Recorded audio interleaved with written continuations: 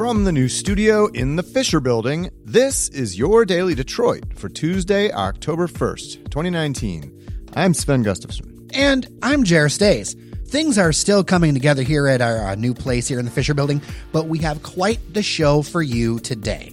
As their state budget drama, a billboard on I-75 displayed an adult video over the weekend, a house has gone completely missing, and Fletcher Sharpe weighs in on the big news that Detroit City FC will launch a women's team. But first, let's pay a bill or two from today's episode sponsor, Lawrence Tech. Traditional four-year students love Lawrence Technological University's thriving campus life. But LTU has always met non-traditional students' needs, too. Lawrence Tech offers more than 100 degree and certificate programs that can get adult students started or back on track. And most classes are conveniently offered evenings at LTU's beautiful Southfield campus or online. So you can balance your social, family, and work life even while you power up your career. Find out more at ltu.edu. That's ltu.edu. The state government remains fully open today on the first day of the new fiscal year. That's after Governor Gretchen Whitmer signed all 16 budget bills Republicans sent to her for 2020 on Monday, but made line item vetoes totaling nearly $1 billion. The governor said she made 147 line item vetoes totaling $947 million in order to protect health and safety, access to health care, and funding for schools. It's believed to be a record amount for any governor in Michigan's history. Whitmer, in a statement, again derided the GOP-passed budgets as, quote, a complete mess. She later said she didn't relish using the line item veto powers, but said they were necessary. Lansing political newsletter Gongwer reports that the line item vetoes included the entire budget for the state's popular Pure Michigan tourism ad campaign, on which Republicans had proposed to spend $37.5 million. Also included was a veto of $375 million in one-time road funding that would have taken money from the state's general fund. On Tuesday, the state administrative board approved transferring more than $600 million in funds among 13 departments. Whitmer has also asked Republican leaders to meet with her later this week to restart budget negotiations. Meanwhile, Republican Senate Majority Leader Mike Shirkey said he was in, quote, no rush to address the governor's vetoes. So I think wherever you stand politically on this is no way to do a budget. Like, Agreed. I don't think this is a adult way to handle any of this stuff. No, absolutely not. I mean, so let's like back up. I mean, because it's been kind of a Shakespearean saga or something. I mean, it all started, the governor, as is customary, presents her budget early in the year after the state of the state. The big headline, as we talked about then, was the 45-cent gas tax increase that she argued for in order to raise $2.5 billion to fix the damn roads, right? The governor all along, that proposal landed like a thud. Nobody liked it, not even Democrats. But, throughout the whole time, I mean, the GOP never really came up with serious plans of its own. I mean, they came up with a couple plans that they sort of floated, but, it would have sort of essentially mortgaged teacher pensions, and everybody basically said that was a pretty terrible idea, and that's as serious as it ever got from the GOP. Meanwhile, the governor and the Republicans stopped negotiating at some point. Then it's not really clear what exactly happened. What is clear is that the Republicans, who control both the House and Senate, went on a 2-month-long recess all summer long and presented the governor with, GOP-led bills that had none of her feedback in it, like literally at the last moment. I think it's important to note, too, that Whitmer reneged on her pledge to not support any budget without a long-term roads plan. That was something that, I mean, for months we heard there will be no budget without a roads plan. And then all of a sudden, there's a budget without a roads plan. In retrospect, had she not reneged on that, it probably, we'd probably be in a government shutdown right now, because it's clear that nobody has the political guts to pass anything, approaching what the money we really need in Michigan to fix our roads. So, but this is terrible. I mean, look, annual state budgets, I recognize that they've been doing it for years in Congress, but I don't want to see that process come to Michigan where we use this as this existential ideological battle to the death. I mean, it's a terrible precedent. And it's important to note that we don't have the same flexibility as the federal government because we can't run a deficit. Everything has to balance. We have to balance our budgets. It's like the law. Yeah. Someone on our Facebook page called it, quote, the best crime of 2019. Over the weekend, 2 people allegedly hacked a digital billboard on I-75 in Auburn Hills to show an adult video. The video played for about 20 minutes and was the talk of the town after it slowed down traffic late Saturday night. We wrote about the story on Daily Detroit. Auburn Hills police have video of a pair of people breaking into a shack that controls the billboard we linked to, and we linked to all of that too. I think that's like the textbook definition of like Gawker traffic jam, right? Oh my gosh. Rubberneckers. So this billboard was owned by Triple Investment Group, which is part of the same investment group company that runs the Penobscot building downtown Detroit, the old Silverdome property up in Pontiac, of course. They don't have a great track record. I mean, just the other day, there was a news item about the Penobscot having like the elevators not working. I used to work there. Those elevators, I can't tell you how many times I went up and down 20 plus stories. And we certainly saw how the Silverdome became blighted over the years. There was that famous viral video of that BMX bike rider. Oh, that was crazy. Carrying it up that. in the completely shredded stadium with the roof missing and everything. We shared that on Daily Detroit back in the day. We'll be sure to link to it. You know, and many commenters tell us, you know, people who drive that stretch of I-75 tell us that screen is often like sort of borked and showing like the Windows default screen or similar things like that. I mean, clearly they're not really paying attention. And if this shack was, you could break in there and these guys knew enough to know that, hey, that's where the computer, you know, is housed that runs the display. Well, what's interesting is a lot of billboards are centrally controlled, but since this one's an independent all by itself, I could see how, I mean, I wonder if they just like hook it up with like an HDMI cable or something. Was it that simple? I mean, this is like this reads like an episode of Jackass, you know, the old MTV hit. So the reaction on Facebook, because this has gone viral all over our page, is that generally that this is a great prank. We've had people offer to buy these people beers. We've had multiple comments about how this is basically the best thing that anyone's done in 2019, which is saying something because we're in October, you know? I hear Donald Trump is actually dangling a presidential pardon for these guys too if they ever get caught. Fake news.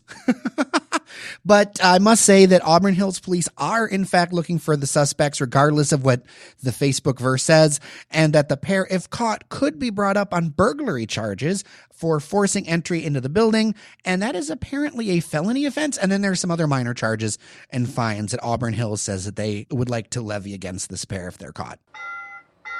In another story that has made national headlines, no one seems to have any answers for why a house in Detroit that is tied to a state lawmaker was demolished. The property is owned by a nonprofit run by State Representative Sherry Gay Danyogo. She's a Democrat and serves the 8th District out in northwest Detroit. A house next door to hers had recently suffered a fire, damaging this particular structure. And afterward, the nonprofit had spent more than $40,000 on a new roof, along with other repairs. But when a blight-busting group came by to check it out at 14567 Minnock, there was no house. Imagine that phone call, man. What was left was a neat rectangular hole in the ground. Gay Danyogo said to the Detroit News, quote, "It's like they dug around with a spatula and lifted the basement out," end quote.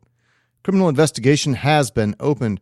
The mayor's office isn't commenting on the case, but the Building and Safety Department says that the demolition wasn't ordered, directed, or funded by the city, and that no permits were ever pulled. You know, I wish I could say that this had never happened before. I wish I could say that this was a unique event, but it is not. This is not the first time that houses have been accidentally demolished in the city of Detroit. Oops. Yeah. And you know, we need to ask these kind of questions ahead of $250 million more the city wants in the form of a bond proposal to demolish more homes. There have been a lot of questions raised about this whole program. I know that there's a very heavy press push to say that everything's okay, but I'm here to tell you that they're not. And I can say this from personal experience because I see it in my own social feeds. I know it from talking to folks. There are people that are getting errant notices from the city about their rehabs and their projects and their fines. There's all kinds of drive-by ticketing that's happening right now when it's really clear nobody even looked at the property, and then they have to spend a day or two going through the process at City Hall, and the city doesn't want to not issue these fines. And so the straight talk, and this is my opinion. And I hate to say this, but I feel like it's generally accepted that unless you're Gilbert or Illich or a larger developer who has the money to make this process easier, to put a dedicated like permit person to you, that you're still like not that much has changed since previous administrations. There are things that the Doug administration has done well. It is clear to me that they have a ton of work to do around this kind of stuff and around permits and work orders and all of that kind of stuff. We hope you enjoyed yesterday's episode all about restaurant and bar openings and closings with our man about town, Devin O'Reilly. One notable closing we forgot to mention, River Bistro, the low country, Caribbean, and African fusion joint on Grand River in Grandmont, Rosedale from celebrated chef Max Hardy. Real bummer. Yeah, totally bummer. I'm super bummed I never made it out there. River Bistro last year suspended its weekday hours, went to weekend-only hours. Hardy had said the restaurant was in a challenging location where it was hard to find good staff. Hardy also operates Coop, the Caribbean fusion food stall that's located in the Detroit Shipping Company. That remains open. Definitely go check that out. Now comes word that Hardy will present a second night of his Jamaican reggae dinner party pop-up dinner at Frame in Hazel Park this Saturday, October 5th. That's after tickets for the Friday night dinner sold out. On the menu are 5 courses with dishes like salted codfish fritters, rum-glazed pork belly, and jerk chicken with a wine pairing from Frame. Seatings are at 5:30 and 8:30. We'll put a link to it in the show notes. I got to say, I love me some Jamaican food, Joe. And I know how you really like Frame and all of that stuff happening there in Hazel Park. It's pretty exciting. And I'm excited to see that he is continuing to push forward. I also think we need to pull this out as a note that there are certain areas where things tend to do really well, and there's still areas in the city that it's just hard to push something through. Yeah, even I think there was a lot of hope that, Grandmont, Rosedale, Old Redford, all that stuff out there, fairly stable, relatively stable neighborhood, that they might be able to support something like this, but turned out to be too challenging in the end. Hardy, I would point out, Hardy was recently featured by the New York Times as one of the 16 black chefs changing food in America. We'll put a link to the Frame pop-up dinner on dailydetroit.com. Detroit City FC remains unbeaten after winning 3-0 against Napa Valley 1839 FC Saturday night at Keyworth. Le Rouge get goals from Ryan Peterson, Yazid Matthews, and Sean Lawson. But Fletcher Sharpe, our soccer correspondent, joins us. Fletcher, the big news about City really is this announcement about the launch of a new women's team, isn't it? Tell us about that. Yeah, it's they're going to be competing in the UWS, which is the league that also hosts Lansing's team, AFC and Arbor's team, Michigan Stars team known as Motor City FC, one of the most prominent women's teams in the entire Midwest. Detroit Sun, who are an offshoot, Anyways, it's a really great step forward for the club. A lot of people have kind of been waiting for it because every other prominent team in Michigan already had a women's team, and while Detroit was making great strides and pushing for a professional team and making steps to be better on that side, they were very mum about a women's team. There's a lot of speculation whether the women and men would play at the same field, whether if they had a women's team, how would that work? Would they be professional? So it's really great for them to finally iron something out and give a pathway for the women, for the young girls who are in the program playing for the youth sides to have a team to keep playing and grow into. Yeah, definitely. And now this is the UWS is like the second tier pro league for women. Is that right? Yeah. Okay. And tell us when this gets started and where they'll play home games, and et cetera. It'll be starting next season. If you buy season tickets now, you can it's included for men and women's. So that's great. So for people who are kind of like, I'm not the biggest women's soccer fan, but after watching the Women's World Cup, I'll give it a bit more of a chance. As women's soccer has seen a massive increase in fans since the World Cup, which is great. Whatever gets you to watch it, that's fine. That's totally okay with me. If you're one of those people, then it'll give you a chance to, hey, maybe you have a free Saturday and City's playing away. Maybe you come down to Keyworth, you watch women play. Find a few players that you enjoy watching. Maybe you have a daughter or a son who wants to watch these players and get to know them better. And if you're one of the crazy soccer fanatic people, it's great because you get more games for the price of one ticket. That's great. And I'm sure they'll have double headers. I know AFC and Arbor had double headers. I know Lansing had double headers. I imagine that they'll have some double headers, so you can actually probably pay for one ticket, stay there, watch the men or women play, then watch the flip side later. So it's great. It's a great way to kind of put more roots in the community. And personally, as someone who has coached little youth soccer before, there are plenty of talented young ladies who were looking for clubs to play in Detroit and just couldn't find anywhere. So with Detroit opening up their youth teams to people in the area, that's great. And then giving them, again, a place to play when they get older, so they're not just playing up until college and then they're done. It's great. It's awesome, and it's a great step forward for the whole community. Yeah, absolutely. Now, since this is second tier professional, these will be paid players, or will these be like college players? College players on summer college loans? Players. Got it. Okay. So it's like, I know they'll have some players who are not college players. Like, I hate to keep bringing them up. I know AFC and Arbor has a few players who played at Michigan.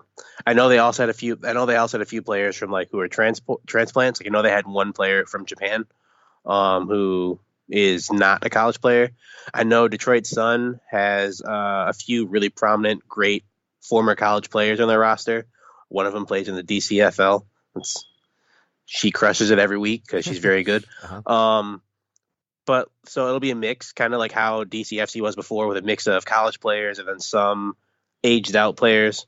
But I don't think they'll be being paid. If they are, then they'll be news to me, but I don't think they're being paid as of now. Okay. And then still no word about who will coach the team or any of the roster or anything like that. That's all yet to come, right? Nope. They're just happy to get out the news they're going to have a team. They're probably going to sort that out in the next few months. And what's the reaction been to this news from, the supporters groups, the Northern Guard and other city fans and so forth? For the most part, 97, 98% really happy. It gives them more of a chance to support their brand, which is really all they're about. They're about Detroit City FC, whether it's men, women, children, racing dogs, whatever. Like, as long as it's Detroit City and their colors are rouge and gold, they don't care what it is. They'll support it until the end, unless it's being problematic. If it's not being problematic, they're all for it. So yeah, that's also great to see. My one caveat, and I hope that this comes true. If the men are going to lead the league, whatever league they're in attendance, the women should too. Maybe they won't get 7,000 fans a game, but they should at least lead with 4 or 5. If you care that much about the brand, it should be for both sides. So I'm hoping to see that this upcoming season. All right. Well, it'll be another fun thing to watch and keep track of for sure. Fletcher, before we let you go, you've got a little personal news to share about a new beat that you're taking on. Tell Us Detroit is a small website from the Tell Us America brand. They've employed me to be covering the Detroit Pistons for this upcoming season.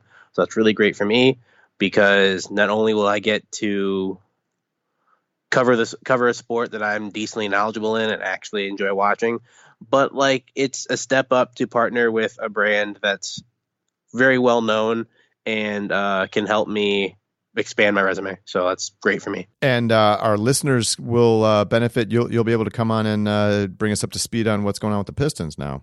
Yeah, exactly. Now I could do it before, but it'd be who's this guy talking? Who's a soccer guy talking about basketball? Now I'm a basketball beat writer. Now I can say, hey, listen to me. I'm a beat writer, so I know. So there you go. Excellent. Well, Fletcher Sharpe covers Detroit City FC for us. He's the co-host of the Outer Drive podcast. Fletcher, thanks so much. Thanks for having me.